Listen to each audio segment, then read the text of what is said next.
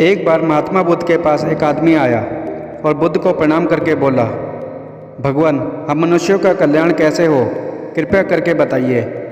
महात्मा बुद्ध मुस्कुराए और कुछ देर सोचने के बाद बोले, प्रिय, मैं तुम्हें कहानी सुनाता हूँ, ध्यान से सुनो। बहुत समय पहले भगवान ने जब इंसान की रचना की तो उसे दो पोटली देकर कहा, एक पोटली को कंधे के आगे की तरफ लटकाना और दूसरी पोटली को कंधे के पीछे की तरफ लटकाना। भगवान ने उससे यह भी कहा कि आगे वाली पोटली पर नज़र रखना, पीछे वाली पोटली पर नहीं। आदमी दोनों पोटलियाँ कंधे पर रखकर चल दिया। धीरे धीरे समय गुजरता गया। वह आदमी आगे वाली पोटली पर बराबर नज़र रखता। आगे वाली पोटली में उसकी स्वयं की कमियां थी और पीछे वाली पोटली में संसार की कमियां थी। वह अपनी कमियों को देखकर उनमें सुधार करता गया, जिससे वह बहुत तरक्की करता गया और एक अच्छा और कामयाब इंसान बनता गया। पीछे वाली पोटली को उसने नज़रअंदाज कर रखा था। एक दिन वह दोनों पोटलियों को लेकर नदी में स्नान करने के लिए गया। उसने अपनी दोनों पोटलियाँ एक पेड़ पर लटका दी और स्नान के पश्चात जब उसने अपनी दोनों पोटलियों को उठाया तो वह बदल गई।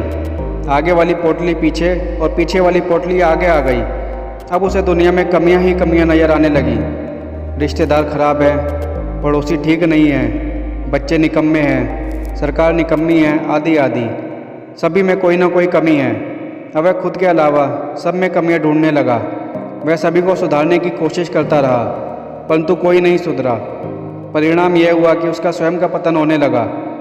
अब वह परेशान रहने लगा।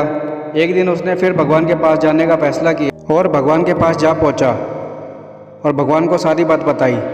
तब भगवान ने उसे समझाया कि जब तक तेरी नज़र अपनी कमियों पर थी, तू उसे सुधारता गया और तरक्की करता गया, पर जैसे ही तूने दूसरों की कमियां निकालनी शुरू कर दी, वहीं से तेरा पतन शुरू हो गया। कहानी सुनाने के बाद महात्मा बुद्ध ने उस आदमी से कहा कि हम संसार में सभी को नहीं सुधार सकते। हम अपने आप को सुधार लें, इसी में हम सबका कल्याण है। हम सुधरेंगे तो जग सुधरेगा।